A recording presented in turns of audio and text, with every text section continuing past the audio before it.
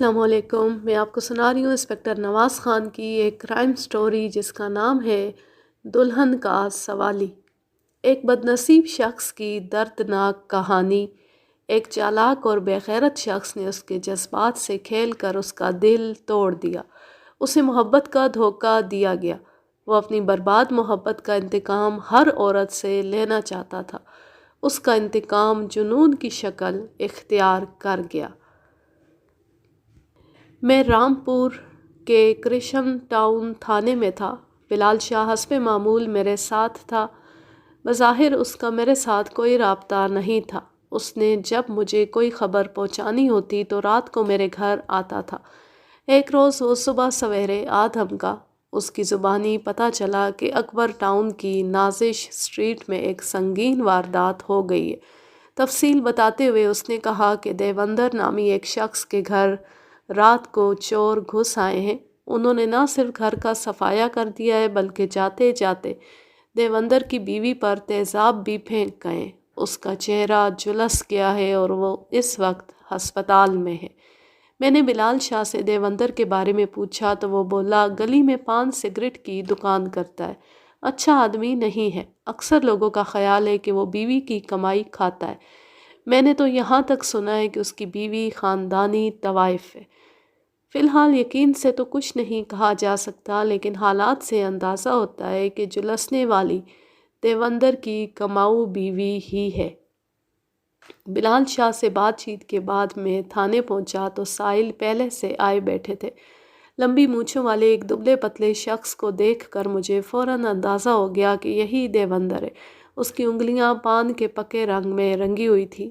اس کے ساتھ ایک موٹا تازہ شخص تھا۔ وہ شکل و صورت سے کوئی خرانٹ سا ساہوکار نظر آتا تھا اور اینک کے پیچھے سے مجھے یوں گھور رہا تھا جیسے اس واردات کا اصل ذمہ دار میں ہوں۔ ایک کالا کلوٹا ریلوے انجن جیسا محلے دار بھی ان دونوں کے ساتھ تھا۔ دیوندر نے گلوگیر لہجے میں مجھے بتایا کہ رات اس کے گھر ڈاکہ پڑا ہے۔ ڈاکو سب کچھ لے گئے ہیں اور جاتے جاتے اس کی بیوی کو شدید زخمی کر گئے ہیں۔ میں نے تفصیل سننے سے پہلے موقع واردات دیکھنا ضروری سمجھا۔ تینوں افراد کے ساتھ میں نازش اسٹریٹ پہنچا۔ یہ سخت سردیوں کے دن تھے۔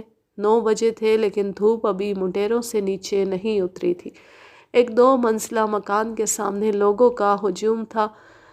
روئی کی صدریاں پہنے، ہاتھ بغلوں میں دیے محلے دار یہاں وہاں کھڑے چہمگوئیاں کر رہے تھے۔ ہم مکان کی ڈیوڑی سے گزر کر ایک دالان میں پہنچے اور پھر ایک کشادہ کمرے میں آ گئے۔ یہ ایک خوابگاہ تھی۔ آرائش کے ساز و سامان سے اہل خانہ کی خوشحالی کا اندازہ ہوتا تھا۔ ایک کونے میں چھپر کٹ والی بڑی شاندار مسیری رکھی تھی۔ فرش پر اونی دری تھی اور کھڑکیوں پر ریشمی پردے جھول رہے تھے۔ لگتا تھا پان فروش دیوندر کا گھر نہیں، لکھنؤ کے کسی نواب کی رہائش گاہ۔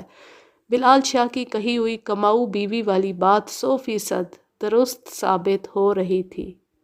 یقینی بات تھی کہ دیوندر پان سگریٹ کا دھندا صرف گاہکوں کو پھانسنے کے لیے کرتا ہے، ورنہ اس کی اصل دکان اس 2 منزلہ مکان میں تھی۔ میں نے موقع واردات کا بغور جائزہ لیا۔ مسیری کی چادر کا ایک بڑا حصہ جلا ہوا تھا۔ تکیے کے غلاف پر بھی تیزاب کے چھینٹے تھے۔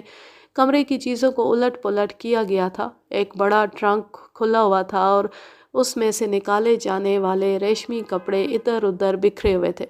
دیوندر نے تفصیل بتاتے ہوئے کہا، رات میری طبیعت خراب تھی اس لیے برآمدے میں سو رہا تھا۔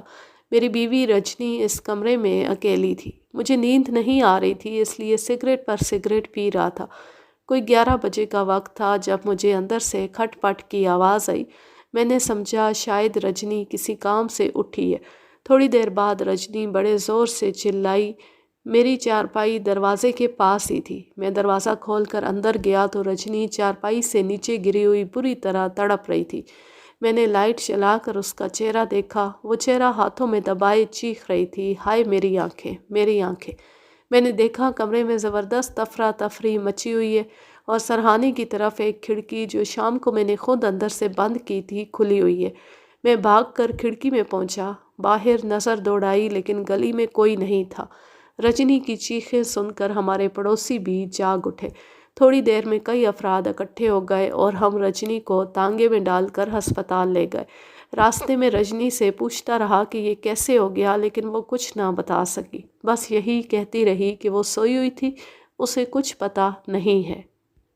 دیوندر کی بات سننے کے بعد میں نے اس سے پوچھا، تمہارا کیا خیال ہے؟ اگر کھڑکیاں اندر سے بند تھیں اور دروازے پر تم نے چارپائی ڈال رکھی تھی تو خوابگاہ میں کوئی کیسے گھسا؟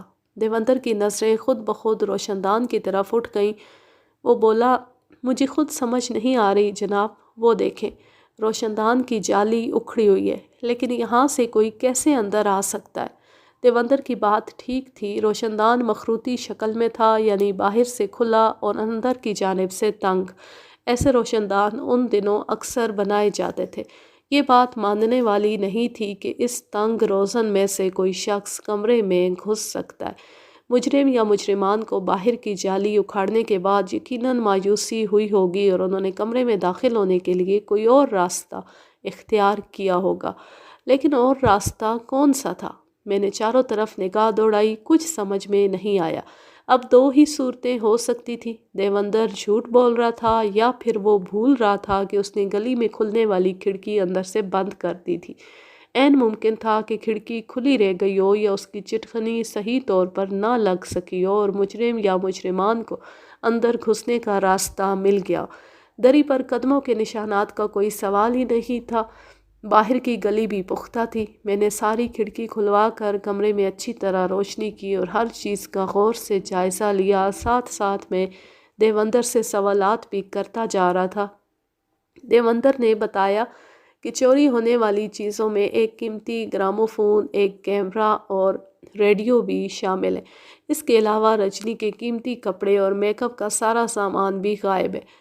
وہ 5,000 روپے نقد کا دعویٰ بھی کر رہا تھا، لیکن میرا خیال تھا کہ اس کی یہ بات صحیح نہیں۔ حیرانی کی ایک بات یہ بھی تھی کہ رجنی کے زیور جو ریشمی کپڑوں کے ساتھ ہی پڑے تھے، جانے سے بچ گئے تھے۔ یہ 15-20 تولے سونا تھا۔ معلوم نہیں مجرم کی نگاہ ان پر نہیں پڑ سکی یا پھر کوئی اور بات تھی۔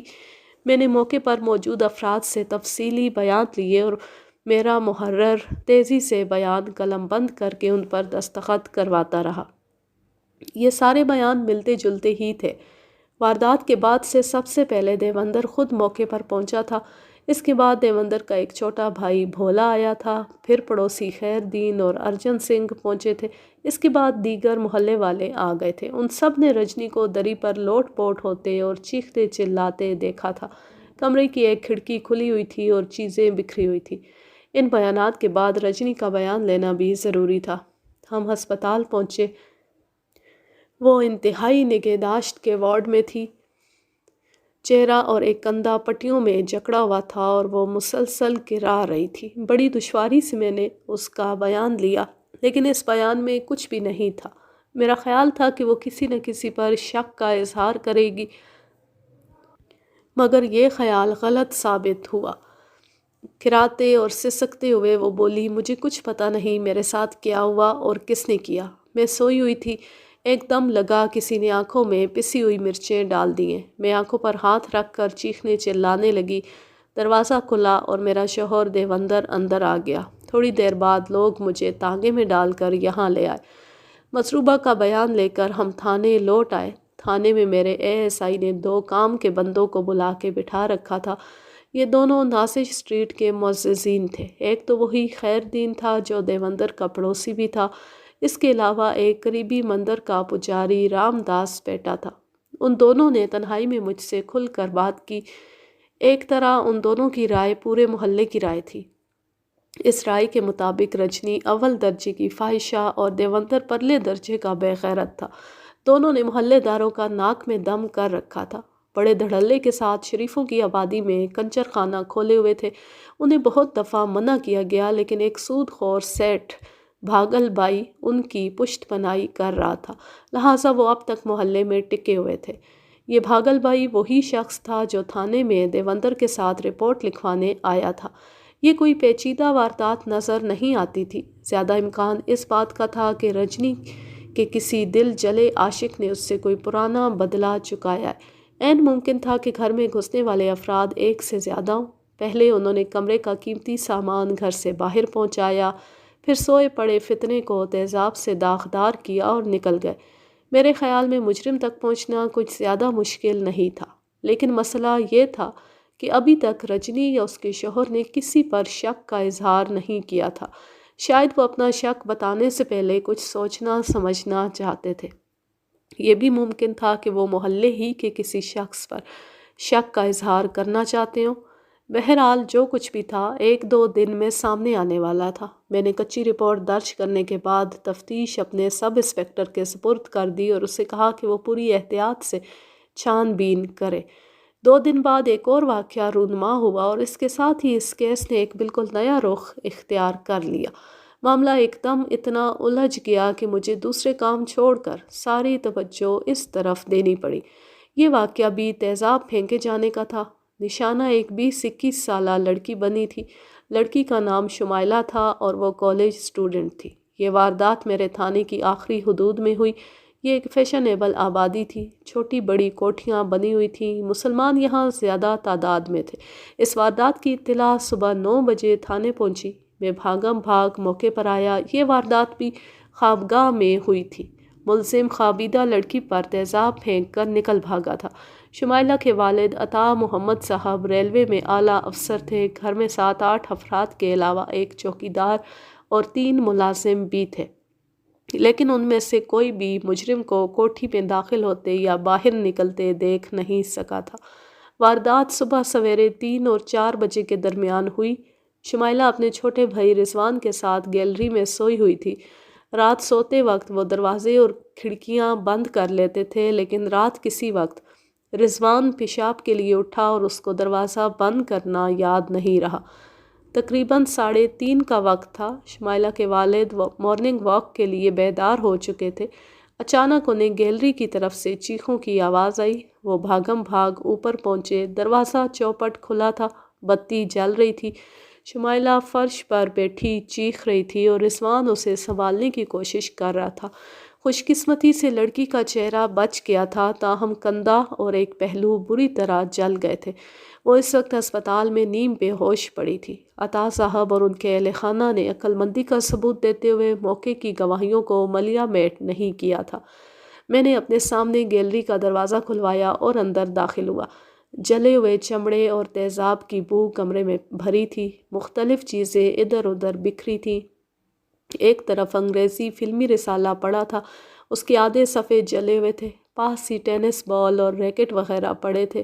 کمرے میں آویزاں ایک تصویر سے اندازہ ہوتا تھا کہ شمائلہ اور اس کا چھوٹا بھائی دونوں ٹینس کھیلتے تھے۔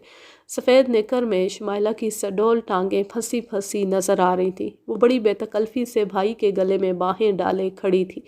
کمرے میں نظر آنے والا تقریباً تمام سامان قیمتی تھا، لیکن اس سامان کو دیکھتے ہی مجھے اندازہ ہو گیا کہ یہاں سے کوئی چیز چرائی نہیں گئی۔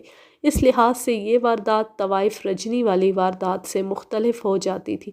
موقع واردات کا معائنہ کرتے ہوئے مجھے ایک خاص نشان نظر آیا جو میں نے ذہن میں محفوظ کر لیا اور شمائلہ کے والد عطا محمد کو لے کر گھر کے ڈرائنگ روم میں آ گیا۔ عطا صاحب بہت پریشان تھے۔ تنہائی میں نے ان سے پہلا سوال یہ کیا کہ انہیں کس پر شک ہے۔ انسپکٹر، میرا تو دماغ سن ہو گیا ہے، کچھ سمجھ میں نہیں آ رہا۔ 1 منٹ ٹھہریے، میں آپ کو ایک چیز دکھاتا ہوں۔ وہ اٹھ کر گئے اور کسی دوسرے کمرے سے ایک لفافہ لے آئے۔ یہ لفافہ انہوں نے میرے سامنے میز پر ڈال دیا۔ اس میں ڈاک کے 3-4 چھوٹے لفافے تھے۔ لفافوں پر اسی کوٹھی کا ایڈریس تھا اور مہریں لگی ہوئی تھیں۔ عطا صاحب نے ایک لفافہ کھول کر خط نکالا اور بولے، دیکھیے انسپکٹر صاحب، یہ پڑھیے۔ مس شمائلہ عطا، یہ میرا 3را خط ہے۔ میں تمہیں آخری وارننگ دے رہا ہوں، فیشن پرستی چھوڑ دو، پردہ دار عورت بنو، برقعے میں نکلو، راہ چلتے ہوئے اپنی نگاہ نیچے رکھو، غیر مردوں سے بات نہ کرو، ریڈیو مت سنو۔ اتوار کے روز سے تم نے پھر ٹینس کھیلنا شروع کر دیا۔ تم جان بوجھ کر مصیبت کو دعوت دے رہی ہو۔ یاد رکھو، میں تمہیں بہت سخت سزا دوں گا۔ فقط تمہارا خیر خواہ بے۔ میں نے جلدی دوسرے خط بھی پڑھے۔ ان کا مضمون بھی کچھ اسی قسم کا تھا۔ یوں لگتا تھا کسی مذہبی جماعت کے جوشیلے کارکن نے اپنے طور پر عورتوں کو نیکوکار بنانے کا بیڑا اٹھا لیا۔ میرا دھیان فوراً رجنی والی واردات کی طرف چلا گیا۔ رجنی ایک بدکار عورت تھی اور مردوں کو اپنی زیب و زینت سے رجھاتی تھی۔ شمائلہ ایسی تو نہیں تھی، لیکن فیشن پرستی کی حد تک وہ بھی یہی کام کرتی تھی۔ اس کا مطلب تھا ان دونوں وارداتوں میں قیمتی چیزوں کی طرف کچھ زیادہ رغبت ظاہر نہیں کی گئی تھی۔ رجنی کے گھر وہ کئی تولے سونا جوں کا توں چھوڑ گیا تھا، جبکہ شمائلہ کی خوابگاہ میں اس نے کسی قیمتی چیز کو ہاتھ نہیں لگایا تھا۔ یہ معاملہ سنگین ہونے کے علاوہ دلچسپ بھی ہوتا جا رہا تھا۔ میں نے خط احتیاط سے اپنے پاس رکھ لیے اور شمائلہ کے والد کے ساتھ دوبارہ موقع واردات پر پہنچا۔ جیسا کہ میں نے بتایا کہ میں ایک زمینی شہادت ڈھونڈنے میں کامیاب ہو چکا تھا۔ اس مرتبہ میں نے خوب دھیان سے اس نشان کو دیکھا۔ یہ کسی بچے کے جوتے کا نشان تھا۔ ایک نشان میز کی سطح پر تھا اور دوسرا شمائلہ کے بیڈ کے پاس۔ یہ نشان ایسے واضح تو نہیں تھے، لیکن باریک بینی سے دیکھا جاتا تو کسی کو بھی نظر آ سکتے تھے۔ گیلری کے عقب میں پانی کا پائپ تھا۔ کمرے میں داخل ہونے والا یقیناً اسی پائپ سے اوپر آیا تھا اور عقبی کھڑکی کھول کر یا چھت پر سے ہو کر گیلری میں داخل ہو گیا تھا۔ میں نے نیچے جا کر پائپ کے ارد گرد کی زمین کو دیکھا۔ یہ جگہ کوٹھی کے عقبی باغ سے ملتی تھی، اس لیے کچی تھی۔ اس کچی زمین پر مجھے 2-3 جگہ وہی پاؤں نظر آئے۔ یہ نشان پائپ کے بالکل قریب بھی موجود تھے۔ بڑی عجیب سی بات لگ رہی تھی۔ پاؤں کا نشان 10-12 سال کے بچے کا تھا۔ تو کیا کل رات شمائلہ کی خوابگاہ میں داخل ہونے والا 10-12 سالہ بچہ تھا؟ بات ذہن میں نہیں آتی تھی، لیکن اسے جھٹلایا بھی نہیں جا سکتا تھا۔ پاؤں کا نشان پائپ کے نزدیک اور کمرے میں دونوں جگہ موجود تھا، اور یہ نشان گھر کی کسی فرد کا نہیں تھا۔ شمائلہ کا چھوٹا بھائی بھی موقع پر موجود تھا۔ اس کی عمر 16-17 سال تھی۔ میں نے اس کے پاؤں دیکھے۔ وہ ایک مرد کے پاؤں سے کچھ ہی چھوٹے ہوں گے۔ پھر یہ بچکانہ پاؤں کس کے تھے؟ دفتن میرا دھیان رجنی والی واردات کی طرف چلا گیا۔ ایک دم دماغ میں روشنی سی بھرنے لگی۔ وہاں ایک تنگ روشن دان ہمارے لیے الجھن کا باعث بنا تھا، لیکن اگر مجرم واقعی ایک بچہ تھا تو پھر وہ اس روشن دان میں سے بھی بآسانی گزر سکتا تھا۔ اب یہ معاملہ ایک بالکل نیا رخ اختیار کر رہا تھا۔ دونوں وارداتوں میں کافی حد تک مشابہت پائی جاتی تھی۔ ذہن میں خود بخود یہ بات آ رہی تھی کہ ہو سکتا ہے رجنی کو بھی اسی طرح کے خطوط لکھے گئے ہوں۔ اگر ایسے خطوط لکھے گئے تھے تو پھر ان لوگوں نے یہ بات چھپائی کیوں؟ کیا وہ کسی سے خوف زدہ تھے یا پھر کوئی اور بات تھی؟ عطا محمد صاحب کے گھر ضروری کارروائی کے بعد ہم واپس تھانے پہنچ گئے۔ میں نے فوراً 2 کانسٹیبل بھیجے اور طوائف رجنی کے مبینہ شوہر دیوندر کو تھانے بلا بھیجا۔ وہ خاصا پریشان نظر آتا تھا۔ ظاہر ہے بیوی کے بدصورت ہونے سے اس کا روزگار چھن گیا تھا۔ بیوی کے علاج معالجے پر پیسے الگ خرچ ہو رہے تھے۔ اس نے منہ بسرتے ہوئے مجھے یہ اطلاع بھی دی کہ رجنی کی دونوں آنکھیں ضائع ہو گئی ہیں اور چہرہ بری طرح بگڑ گیا ہے۔ چند رسمی باتوں کے بعد میں اصل موضوع پر آ گیا۔ میں نے دیوندر کو سمجھایا کہ اگر وہ اپنی بیوی پر ظلم ڈھانے والے کو قانون کی گرفت میں دیکھنا چاہتا ہے تو کوئی بات چھپائے مت۔ کیا آپ سمجھ رہے ہیں کہ میں کچھ چھپا رہا ہوں؟ مجھے نہیں معلوم کون چھپا رہا ہے، لیکن مجھ سے کچھ چھپایا ضرور جا رہا ہے۔ آخر کس قسم کا شک ہے آپ کو؟ جواب میں میں نے اسے اس نئی واردات کی ساری تفصیل بتا دی اور یہ بھی بتا دیا کہ اس واردات میں مجرم نے لڑکی کو وارننگ کے کئی خطوط لکھے ہیں۔ خطوط کے ذکر پر دیوندر بری طرح چونک گیا۔ میں نے اس کے چہرے کا رنگ بدلتے دیکھا اور سمجھ گیا کہ میرا تیر نشانے پر لگا ہے۔ دیوندر نے کچھ دیر ادھر ادھر کی ہانکی، پھر سیدھے راستے پر آ گیا۔ اس نے اپنے خشک ہونٹوں پر زبان پھیرتے ہوئے یہ اعتراف کر لیا کہ ایسے ہی رکے واردات سے پہلے ان کو بھی ملے ہیں۔ دیوندر کے اس اعتراف کے بعد یہ معاملہ بالکل صاف ہو گیا۔ یہ دونوں وارداتیں ایک ہی مجرم نے کی تھی۔ میں نے فوراً دیوندر کو بھیجا کہ وہ رکے لے کر آئے۔ دیوندر کانسٹیبل کے ساتھ گیا اور آدھے پونے گھنٹے بعد رکے لے آیا۔ لفافے دیکھتے ہی میں سمجھ گیا کہ شمائلہ اور رجنی کو لکھے جانے والے خطوط ایک ہی شخص نے لکھے۔ ان دونوں کا مضمون بھی قریباً وہی تھا۔ رجنی کو دھمکایا گیا تھا کہ وہ بے حیائی اور فیشن پرستی چھوڑ کر سیدھے راستے پر آ جائے، ورنہ اس سے برا سلوک کیا جائے گا۔ خطوں کے نیچے وہی بے کے الفاظ تھے۔ بالکل فلموں ناولوں جیسا چکر تھا۔ میں نے دیوندر سے پوچھا کہ اس نے یہ خطوط پوشیدہ رکھنے کی کوشش کیوں کی۔ جواب میں دیوندر نے کہا، جناب یہ خط میں ہی وصول کرتا رہا ہوں۔ مجھے ڈر تھا کہ میں نے ان کے بارے میں رجنی کو بتایا تو وہ پریشان ہوگی، لہٰذا بات اپنے تک ہی رکھی۔ میں پوری بات سمجھ گیا۔ دیوندر پرلے درجے کا خود غرض اور بے غیرت شخص تھا۔ بیوی کے ذریعے ہر ماہ اسے معقول آمدن ہوتی تھی۔ وہ کسی چکر میں پڑ کر اس آمدن سے ہاتھ دھونا نہیں چاہتا تھا۔ اسے ڈر تھا کہ اس نے ان خطوط کے بارے میں رجنی کو بتایا تو وہ خوفزدہ ہو جائے گی، لہٰذا وہ خطوط اپنے پاس ہی جمع کرتا رہا۔ بعد میں جب خط لکھنے والے نے اپنی دھمکیوں کو سچ کر دکھایا تو دیوندر کو ہوش آیا، لیکن اب کیا ہو سکتا تھا؟ میں نے دیوندر کو برا بھلا کہا، وہ خاموشی سے سنتا رہا۔ اسے بھی یہ احساس تھا کہ رجنی سے خطوط چھپا کر اس نے اپنے اور رجنی کے حق میں برا کیا ہے۔ میں نے اس سے کہا، واردات ہوئے 4 روز ہو چکے، کیا کسی نتیجے پر پہنچے ہو تم؟ میرا مطلب تھا کہ اس نے کسی پر شک ظاہر کرنا ہے یا نہیں۔ دیوندر کی آنکھیں گہری سوچ میں ڈوبی ہوئی تھی۔ دائیں ہاتھ کے انگوٹھے سے ٹھوڑی کھجا کر بولا، تھانے دار صاحب، اب تک تو میں کسی خاص بندے پر شک نہیں کر سکا تھا، لیکن اب آپ کی بات سن کر دماغ میں ایک خیال آ رہا ہے۔ آپ نے کہا ہے کہ اس واردات میں کسی بچے کا ہاتھ ہو سکتا ہے۔ بچے کی بات سے میرے دماغ میں یوسف خان کے بیٹے نکے خان کا خیال آ رہا ہے۔ نکے خان کو جانتے ہیں آپ؟ میں نے نفی میں جواب دیا۔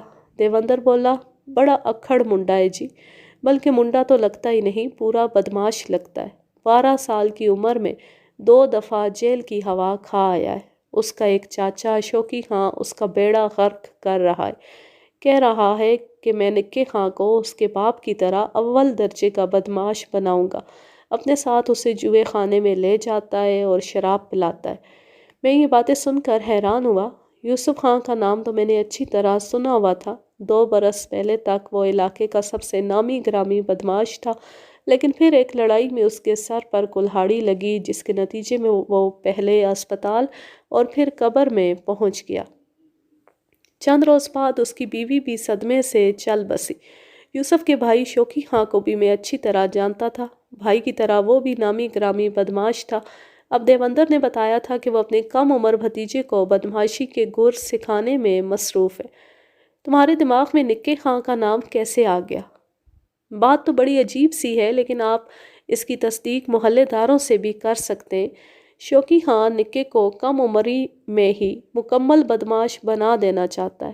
اس چکر میں وہ ہر الٹے سے الٹا کام کر گزرتا ہے۔ میں نے تو یہاں تک سنا ہے کہ وہ نکے کو طوائفوں کے کوٹھوں پر لے جاتا ہے اور بس اب آپ کو کیا بتاؤں میں۔ نکے خان چھوٹی عمر میں ہی پکا مرد بنا ہوا ہے، آپ اسے دیکھیں گے تو حیران رہ جائیں گے۔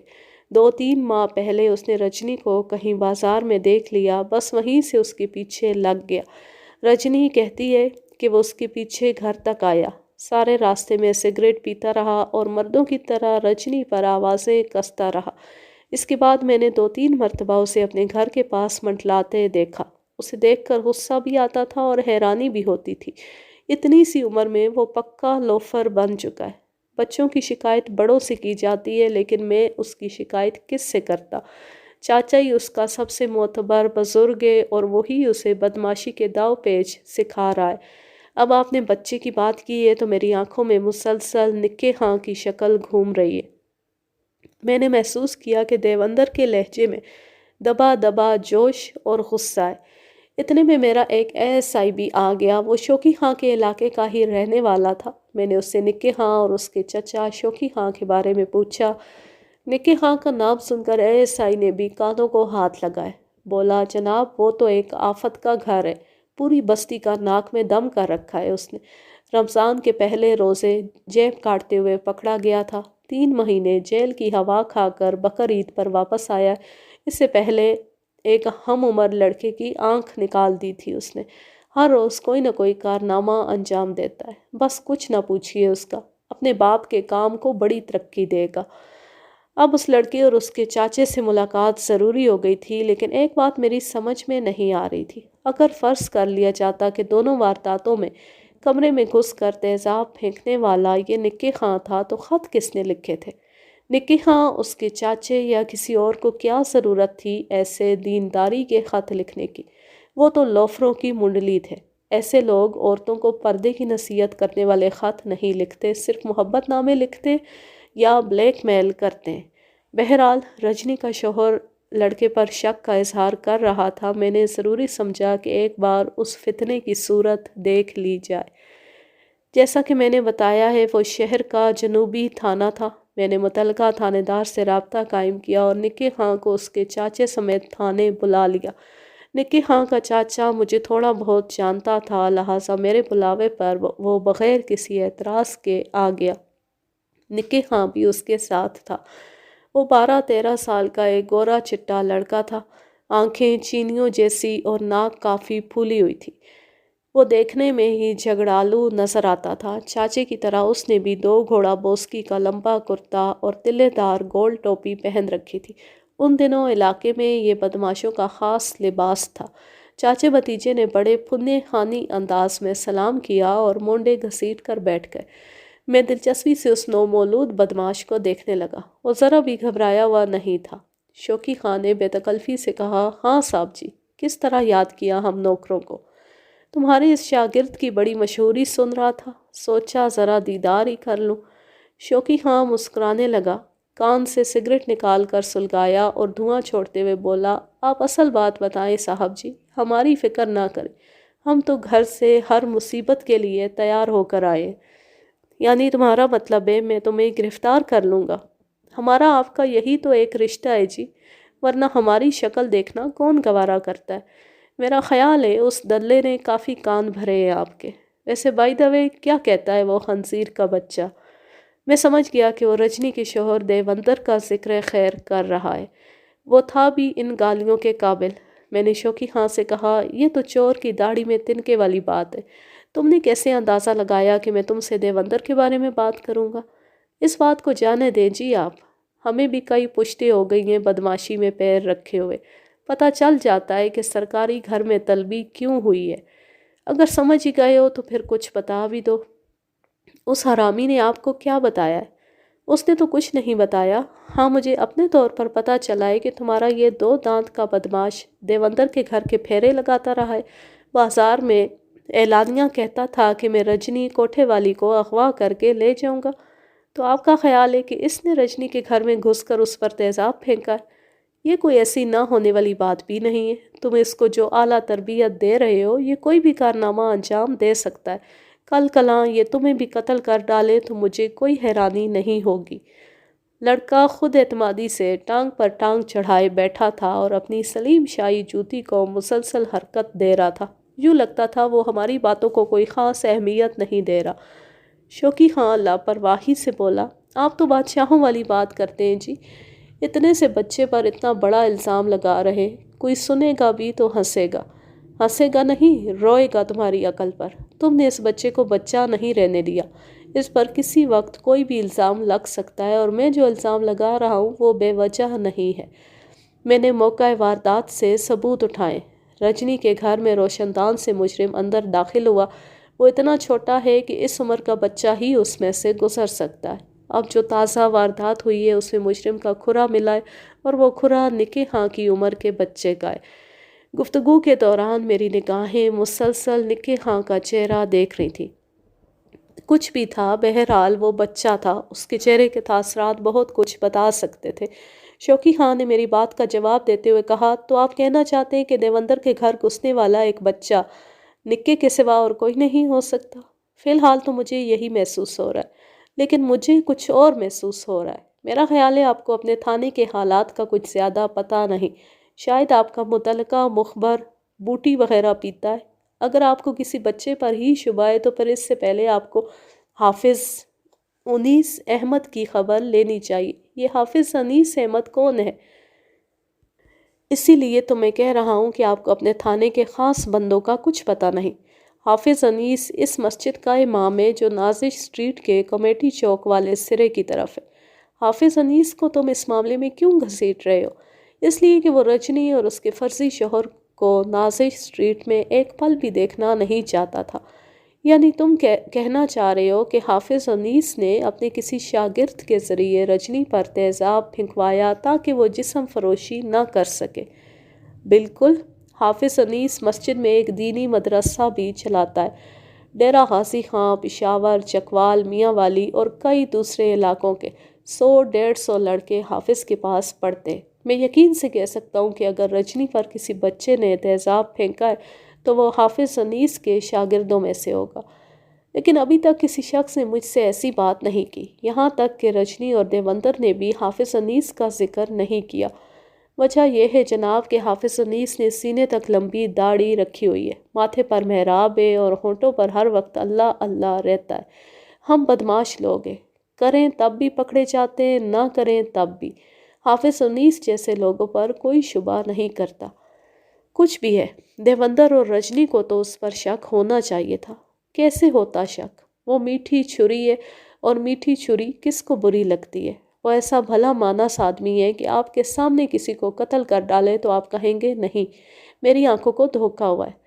آپ نازک اسٹریٹ کے سارے شریفوں سے پوچھ لیں، کوئی یہ نہیں کہے گا کہ حافظ انیس ایسا کام کر سکتا ہے، لیکن میں بدماش ہوں، اس لیے پورے یقین سے یہ بات کہتا ہوں کہ اگر یہ واردات کسی بچے کے ذریعے ہوئی ہے تو پھر وہ حافظ انیس کے مدرسے کا بچہ ہے۔ نہ جانے کیوں مجھے شوقی خان کی بات میں وزن محسوس ہو رہا تھا۔ وہ خط جو رجنی اور شمائلہ کے گھروں سے برآمد ہوئے تھے، انہیں پڑھ کر شبہ ہوتا تھا کہ وہ کسی کٹر مذہبی شخصیت نے لکھے۔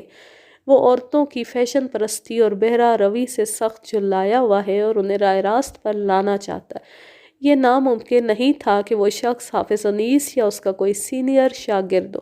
میرا ذاتی تجربہ ہے کہ دینی مدارس میں تعلیم پانے والے بچے مذہب کے معاملے میں بے پناہ جوش و خروش کے مالک ہوتے۔